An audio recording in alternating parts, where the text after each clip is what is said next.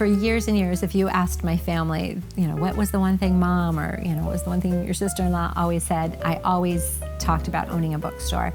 But I just kept thinking it was something that was going to happen in the future. And then the pandemic hit.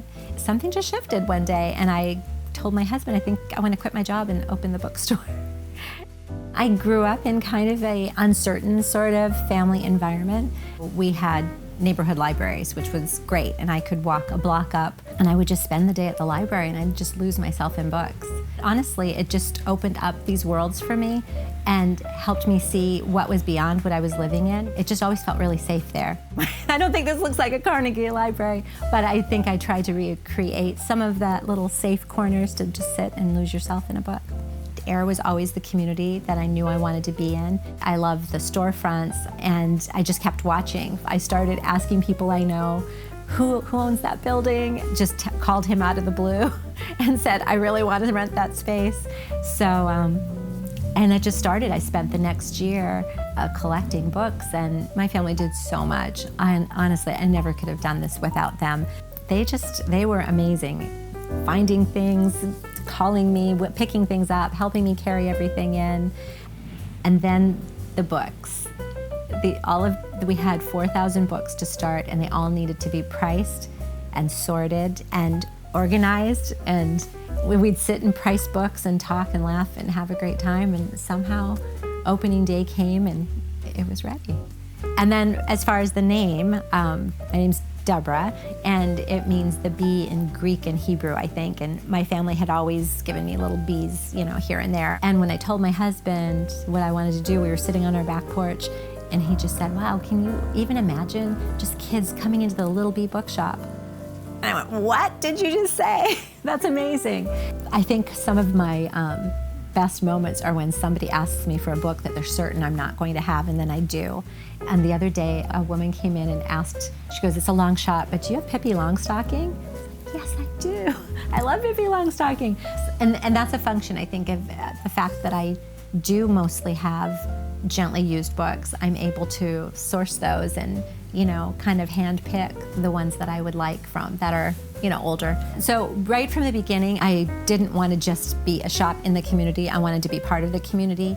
And I really wanted to keep everything as local as possible and as community-oriented as possible. I started reaching out, asking people if they knew artists or crafters, jewelry makers, whatever, who might like to consign things in the store so I could give them a space for that too. And I've met so many talented people. We have so many talented people in this community, and I think I have 28 different consigners here now. And then the other way is just trying to help support organizations. The Ayer Community Gardens sells shirts in here, and that's a charity. To the woman who makes soap, Self Love to Spread Love, she makes soaps and bath bombs, and we agree on the charity that money is going to go to, and she's just phenomenal. I just think it's important to lift each other up. And community, that's a good place to start. First is your family, and then it's your community, and then the world at large. But the world at large is really big, and sometimes it's easier to envision you actually making a difference when you can bring it back down to that circle that you're in. So the giving tree was, there would be tags on the tree, and each tag had a code so that the person, so that the organizations knew which child it belonged to. But mostly it would be, boy age 12, girl age 5. Maybe the girl likes princesses. So with that, a person could come in and take a tag, and then choose a book for that child, or 2 books. Many people chose 2 books. So 12 days, 92 kids. I thought that was pretty big for a small community. And then wrapped and delivered, they were all delivered yesterday. So it was successful. I'd like to do it again next year. I learned some lessons about organization, but it was just nothing but joy. It was really great. It was really fun to see. Oh God, story time was so much fun. So when I envisioned story time, kids coming in and I would read stories, because I think I'm a fun story reader. So that was my vision. And then I met Strega Mama. Also, she has a real name, Jackie Waters. And she is just incredible. And so she comes in, and we have pretty much set a cadence of 2 times a month.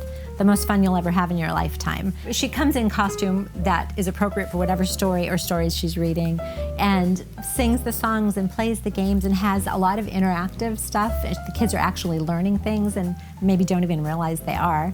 The parents really love seeing their kids having such a great time. And I also see kids who tend to come to a lot of them they're making friends with each other. And it's like, oh, hey, it's really cute. It's really fun. It's building another community at that, at that very young age. They're getting to see what community is like. That's really cool. Part of my other thing I love to do is reuse things that are already in the world. I love these bookcases.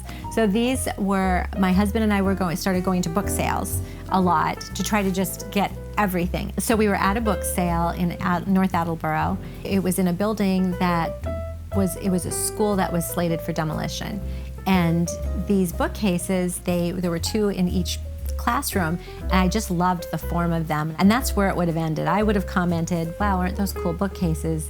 But my husband's not like that, and he goes, let's see if we can buy them. He's the we can do anything, and I'm the are you sure? So he went and found somebody and said, how could we buy these bookcases? And long story short, it was probably 2 weeks later, lots of emails back and forth, and we got an email saying, as far as we're concerned, if you can bring a crowbar, they're yours. So that were these. And I love that they were in classrooms, I just feel like they have their own story to tell. And all of the things these bookcases have seen and all the books that they've held, I find that very poetic, and I like that. Imagination allows you to see what isn't already here. I can sit in this room and I see bookcases and I see a bench and a table and some lamps, but with imagination, this could be something completely different. This could be another world. It could be a dragon kingdom. I mean, you could make it whatever you want, right? And so imagination is important to be able to just envision what can be. If we didn't have imagination, we wouldn't have a lot of things.